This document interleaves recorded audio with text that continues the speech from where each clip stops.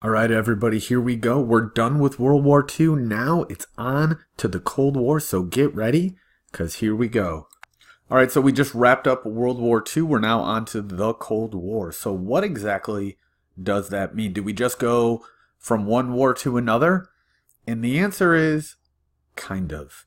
And that's really going to be sort of setting the stage from what is this thing we're talking about, and why is it a, quote, war? And why isn't it really in the true sense of what we've talked about? So let's dive right in with a rough definition. It is a period of tension. It is a conflict. It's not a lineup on the battlefield, right? It says there's no direct warfare between the Soviet Union and the United States, but there are wars that are a part of this.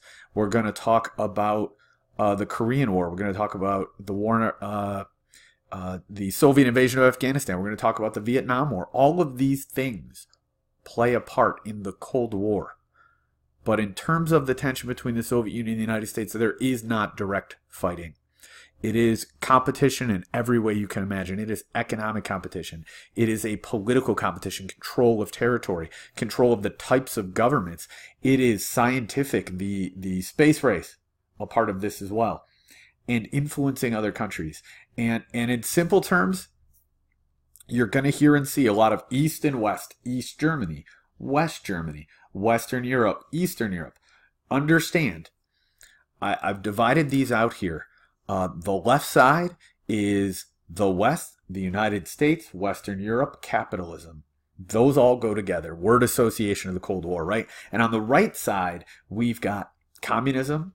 We've got the Soviet Union. We've got the East. That'll be Eastern Europe. That all goes together in the Cold War too, a word association of the Cold War, if you will. And so that's the real battleground. It's going to be right in Europe. And Winston Churchill will explain that to us in a little while. So how does it start? Well, remember back, there had been this distrust.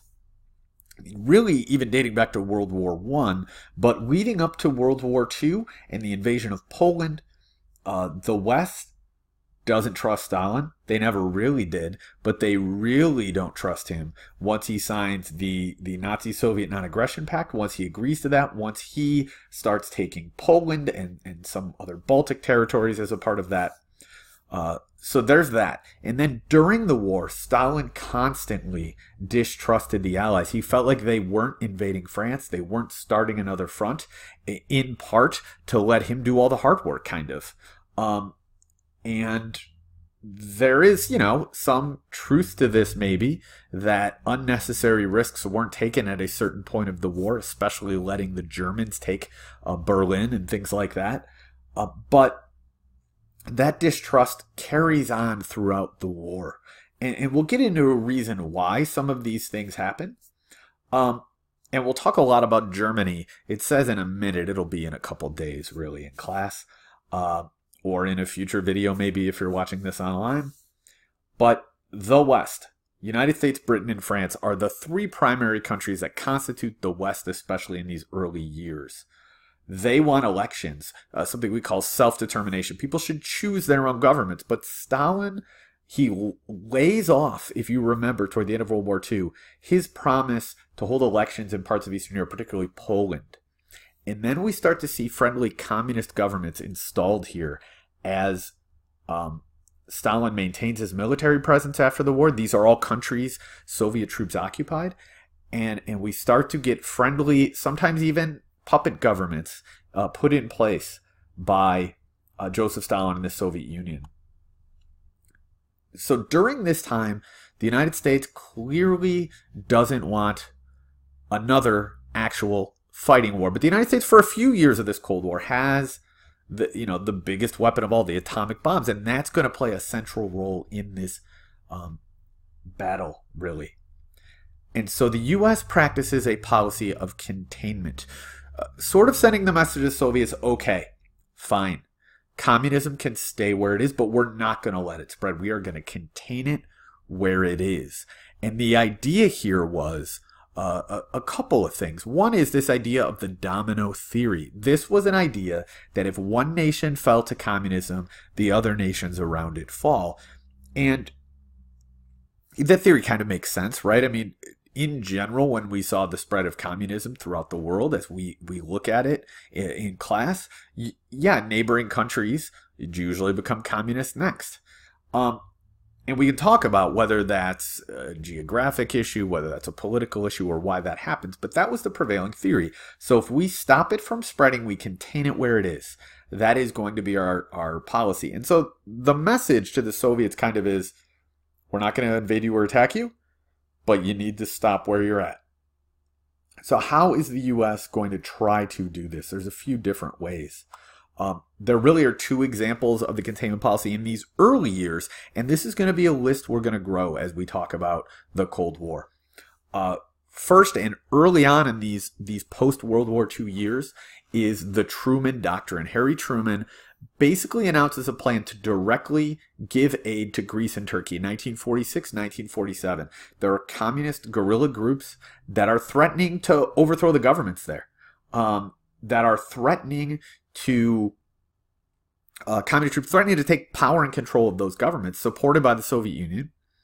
So the United States says, we will provide direct military aid. We will give you training and weapons and things like that, and financial aid to countries that are directly threatened by communism. We will support them so they don't fall, is the idea. But then we've got, taking it a step further, the Marshall Plan. Okay, let's remember back. World War I's happening. We had a lot of instability during that time. We had the economies ruined. If you remember, leading up to the Bolshevik Revolution, they wanted peace, bread, and land. The economic conditions were bad. When do governments get overthrown?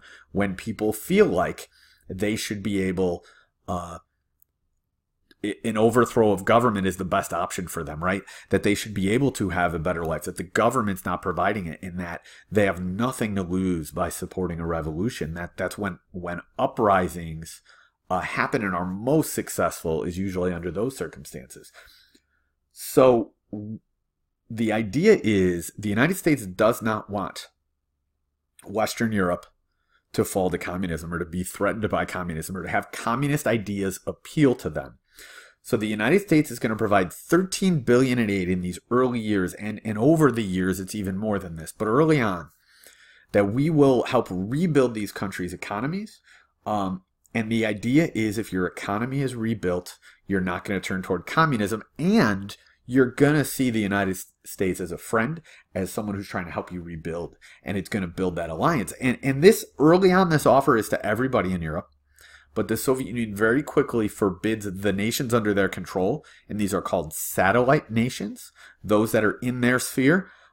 They forbid them from participating in this Marshall Plan. They don't want their nations to have to reach out to the United States for help, right? The capitalists, the United States, the West, they don't want them getting help from those countries. So basically, within 2 years, the line is drawn. Winston Churchill gives an Iron Curtain speech.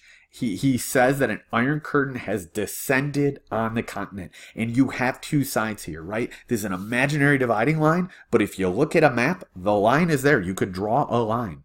And it is between West and East, free and not free. He says some of the great capitals of the ancient world are behind this Iron Curtain. And so Winston Churchill gives a speech. He's in Missouri when he gives it. And he says, from Stettin in the Baltic to Trieste in the Adriatic, an Iron Curtain has descended across the continent.